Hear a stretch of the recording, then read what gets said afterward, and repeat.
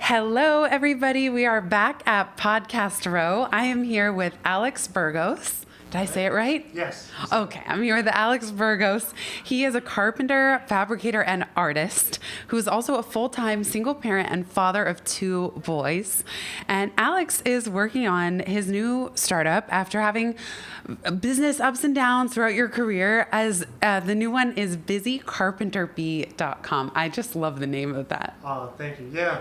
So how I came up with the busy part is basically I've been listening to like this motivational speaker. His name is Les Brown, and he has a saying like people when they say they used to be something, that's not particularly good to tell yourself. So he says used to be's can't make no honey. So that's why I started with busy. So busy and then carpenter bee because I'm a carpenter. So How did you get into carpentry? I always did it as a young kid. I always wanted to be a carpenter. Actually, I was a little religious. My father was a little religious during an early age, and we knew a reverend by the name of Reverend Zanin, or Father Zanin. And I can remember drawing a picture of Jesus going into heaven and things like that, and remembering that he's a carpenter. So, oddly enough, it's so cliche, but because of Jesus, I want to become a carpenter. That's true. Wow. Yeah. That's so powerful. Yeah. That's very moving to think about going into carpentry after knowing that Jesus was a carpenter himself. And Yeah. I know that part of your story and part of your background includes personal turmoil and Yes. sort of chaotic family life. Was it more your upbringing, or would you say as an adult? No, it was like my upbringing. My parents, they suffered from mental illness, and my father, having the worst of it, he has schizophrenia. So he actually took care of me growing up, as well as my mother, and a lot of it was very abusive. I grew up in an abusive household, and now, not to put out all the negativity and stuff like that from the past, because it's just revisiting the negativity in the past. Now it's very good. Like I have a good relationship with my father, excellent relationship with my mother. Always had a good relationship with my mom. But more so my dad, he created a lot of conflicts, a lot of violence in the family, and I don't think he knew any better. He didn't have any control because of the sickness, and a lot of what my mom went through, she calls long suffering. So, and there's a phenomenon that I recently got privy to, which is if you stay with somebody with schizophrenia for quite a bit of time and it causes stress on you, like my mom for numerous years, you can end up developing schizophrenia yourself. Wow. Yeah, and you don't have to have a history of it either. But it's sort of like what people say, your bad associations, it spoils your useful habits and things like that, you know what I mean? And oddly enough, I learned that from my dad because he would always say that. And in some families, it's like, how the one bad thing is magnified because the majority of the time you have, a good family, good loving family. It was opposite. There was a lot of violence, and then the one good thing was magnified. You know what I mean? It was like a glimpse of a good nature, or I can see the potential. Like it's there, but it's not being done on a consistent basis and stuff like that. So that basically had a big influence, in my upbringing or in my development. What helped you navigate that? I'm always fascinated by how resilient, especially children, are. Oh yeah. What was it within you, whether it was your creative pursuits with carpentry or religion? How did you make it through that time and then now even land on your feet as an adult? Because I could also see you following that path of just following in your father's footsteps almost. So how did you break absolutely. that cycle and find your footing? It's interesting that you bring that point. It's very critical because it's hard to break out of that. Because if that's something that you've grown up to see, you're going to think it's normal, especially if that's the majority of the things that you see growing up as a child. And a lot of these people in prison and things like that, you know what I mean? It doesn't make any sense to me to put somebody in prison when that's how they were raised, and that's all they've seen. They haven't seen anything else that's good or positive, or they haven't had any mental healing, Right. from those things. There's so much childhood trauma at the root of those who are incarcerated. I read a statistic that you could almost guarantee that every single person who's in prison experienced trauma as a child. Exactly. Yeah, absolutely. Like, there's no guidance and things like that. When I was younger, my dad was there. That's the one of the positive things that I magnified. He was there. At least he was there. You know what I mean? But he would also do good things, and but the thing is that because of his his mental illness, it wasn't reasonable. The things he was doing wasn't reasonable. It wasn't the way you're supposed to develop a family. But I could see glimpses of him being a good father. If he didn't have that sickness, he would be a tremendous father, in my opinion.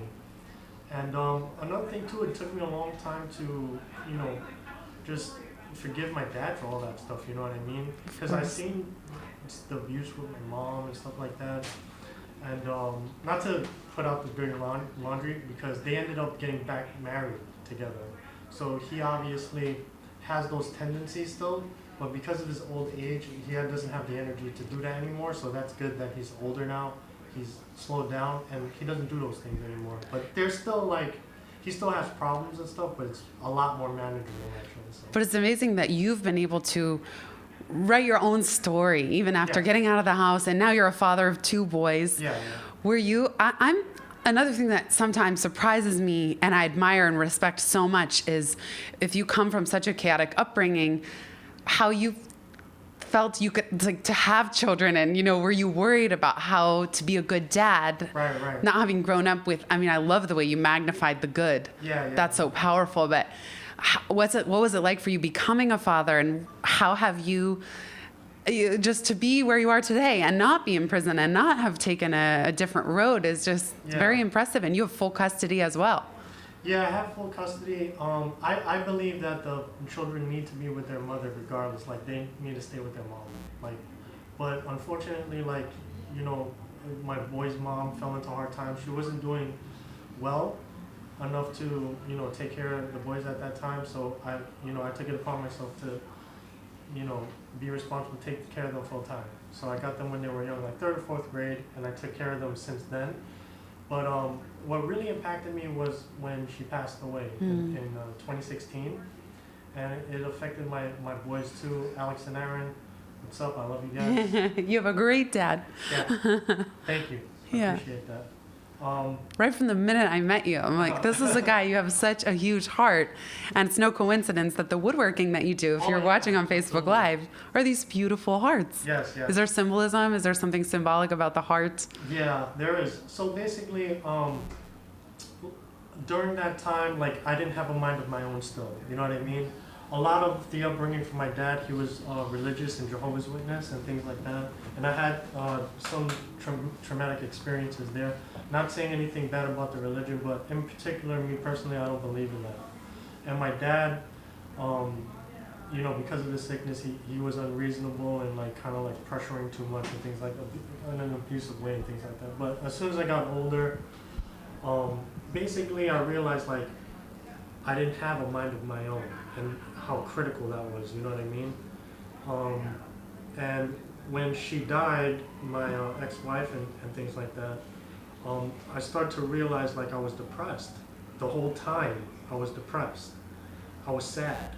Mm-hmm. And I didn't know who I was. I didn't know what I wanted to do, and I knew I had a lot of capabilities and I can help people with my experience, but I just didn't know how. So I visited my niece in Florida, my brother's house, and at that time she didn't know I was depressed. I was really depressed. She got me out of the depression. She was only 4 years old. She didn't know what she was doing. She was just being, cute or whatever. So, and she asked me to help her with building a rocket and doing some science project with volcanoes. So I got so enthralled in that. I was so happy. I was super happy. Just being with her made me extremely happy. I can see it on your face right now. Just so much joy. So much fun. So I forgot about everything. I'm how'd that happen? You know what I mean? So I realized I have no clue what depression is. I was like, what is that? Do I suffer from it? Obviously, now I realize I don't suffer from it. I just didn't understand it. And I think a lot of times people suffer from it because they just don't understand what it is. So I started listening to like Tony Robbins, Les Brown, Lisa Nichols, people like that came out of some type of struggle and things like that, and how they perceive it to be. So they said a lot of it starts with how you think and what you tell yourself. And that didn't dawn on me. I'm like, yeah, I'm telling myself stuff, in my mind. What am I telling myself to cause this? So I started thinking along that lines. And I love how you say, listen to what you think and tell yourself. Know what things you put into the mental factory of your mind. Yes. Wow. That's so powerful. And for you to be able to hear those speakers, thinkers, authors, and pause for the first time in your life and say, what am I feeding myself? What am I putting into the factory of my mind? What were you putting into your factory at that time, and what did you change it to? I work full time. So every time it was like Groundhog's Day. What kind of work, by the way? Oh, it's woodworking. Woodworking, so it's full time. Architectural woodworking, and we build furniture, cabinets. We build like reception desks, artistry pieces, everything, all different types of materials, full time. And I started listening to audiobooks while I was working for 8 hours straight. Wow. Since 2018. So we're in 2019 now. Every day. Wow. Yeah. And it's helped me dramatically. I've done so many things within 2 years than I did. Well, I can't say like more positive, in a positive, the right way.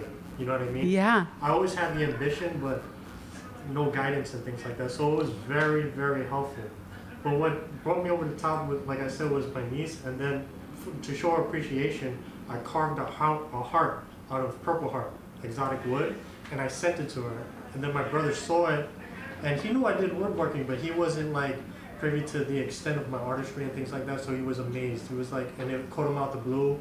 I sent a nice card, a meaning of the heart, to my niece, which means she's passionate and has empathy and things like that. And he went nuts. He was going nuts. He was so happy and stuff, and it made me happy. So then that's when I really started thinking, you know what, I can use this. I can help people to feel the same way my brother did, to help people feel the same way I did. And not only that, I can help people that can't help themselves, like with mental illness or with a disability. So I teamed up with St. Mary's Hospital for Children. By the person there, her name is Victoria Falcone, and she is the manager of strategic partnership. So I work with her, and then recently, in a business event, a small business event, I met Natasha Morrow, who was part of the American Cancer Society. She's the development manager, and she also wants me to make pink hearts for the cancer patients now. So the specific hearts, they're natural in color. The only ones that are not for right now is the blue and pink, and half of those proceeds go to those charities, and then the rest of the hearts, 10% goes to the charities in general.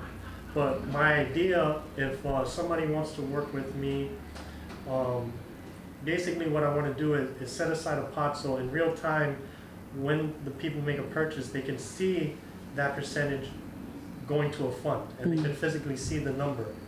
And I'm going to go ahead and I'm going to interview, what I've been doing, and interview these people at the hospital, see what they need for the children or people, cancer patients, and then have the audience choose how they want to use that fund, and then purchase whatever it is that's going to help these children or these patients, and then hear their story. So my thing is basically bringing awareness. I'm selling awareness. And also, instead of like people donating, you don't know where the money goes to, now this is a different venue where you're actually going to see a story, a real story, and you're going to see your money, you're going to participate in it, and it's going to be, it's like you're sinking your teeth into a nice thick piece of steak. It has a lot more meaning, you know what I mean? Yes, absolutely. And you put so much heart into the work that you do. It's clear. Coming back to some of the your thinking and the thoughts that you put into your mental factory. Yeah. There's a couple things that in preparing for this conversation, you said that I think are so powerful. You are significant and you matter. Mm-hmm. Be prepared with no sign of opportunity. I love that. I want to hear more about it. And even 1% of success is better than 0%. How did these thoughts, even the one, be prepared with no sign of opportunity? Right. How did that keep you going on days where you just wanted to give up? Like, you know, listening to 8 hours of audiobooks a day is so impressive. And yet sometimes we all come to these points where we feel like, this is exhausting. Can't I just go back to the way things were? Yeah. Well, it's a driving force. It's the fact that I knew that I can develop a mind of my own. I can actually do that. And that's powerful in itself. When you say a mind of my own, because it is so powerful and it's come up a few times as a big theme. Yeah. What does that mean to you? It means everything. You know what I mean? I think everybody is special, you know. You take in consideration the billions of planets in the galaxy, the fact that there's billions of galaxies and things like that. We're hanging in nothing and we're going around the sun and things like that. You know, there's people on this planet, and we're here in New York in one of the richest, states in the country. It's just phenomenal to think that it's kind of like we're lucky in a sense. You know what I mean? That we're almost like privileged and things like that. I'm sorry, I ran off a little bit. What was your original question there? Oh, no, I'm all about tangents on the Pivot podcast. I welcome any and all tangents. No, I was just asking about this mind of your own and what that means to you. And it's funny when you say we were all special. This is New York, everybody. This is what podcasting in New York. I wonder, it's so funny. I can even hear people talking on the street, but that's what it is. It's all good. New York, yeah. You know you're in New York. I was listening, Ramit Sethi and Pat Flynn did a podcast together recently. I'll link to it in the show notes. Yeah. And they walked down Madison Avenue in New York. And it was so chaotic, but the soundscape of New York itself was like a third guest on the podcast. Really? Yeah, because think about it, people and noises and cars and sirens, and then they're having this great conversation. Absolutely, and I was very inspired by that. Now I'm the one on a tangent, but I was very inspired by that because I thought usually we're trying to edit out every single noise in a podcast and make it super professional. But then these guys just let the mic rip. They were on video and it was all part of it. And I actually felt that I was on an adventure with them. Yeah. And maybe this ties into our conversation somehow about I'm always talking about moving past perfectionism. Like having a mind of your own. Yeah. Following the pack. Right. I listened to... Also, Michael, my husband, would say, anytime a bell rings or he gets a text in a moment that a thought was said, like we're all special, it's confirmation. Yes. So we could take it as that too. That's confirmation. Exactly. Like you are on point. Yes. I've got to ask, what's your favorite part about being a dad? Favorite part right now, it's a little sucky because they're teenagers. I was hellish when I was a teenager. I was the worst I've ever been was in my teenage years. Yeah. So I have compassion for parents with teens. So do you have children yourself? No, I don't have any kids. Well, when they get into teenage, obviously they're in their independent stage, and I like to say like they're better kids than what I make them out to be. I think every parent is hard. So it's like at one point they're all over you, dad, and then now they want nothing to do with right. you. So it's kind of hard to break off. Must be hard, yeah. Yeah, and it's kind of like that's pretty much what the parent has to get over. You know what I mean? But to get back to your point with having a mind of your own is like Earl Nightingale. He says everybody's following the follower. Mm-hmm. You know what I mean? What does that mean? Everybody's following the follower? Yeah. So like in social media, a lot of it, even when I was younger, television commercials and things like that, people want to do what's popular a lot of times. You know what I mean? Even with this podcast and things like that, people want to do what's popular instead of being authentic. And I think because of this and what's going on, people are becoming more authentic. They're realizing maybe Jesse James is not the best motorcycle builder. There's some new guy that's way better than he ever was. You know what I mean? And he's just like you and me, you know?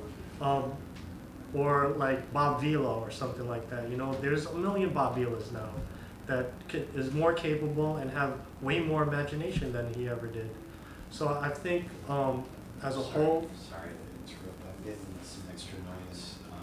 Can you grab that cable and, I'm not sure if it's like by your cell phone or anything like that, but Like that? it's still happening.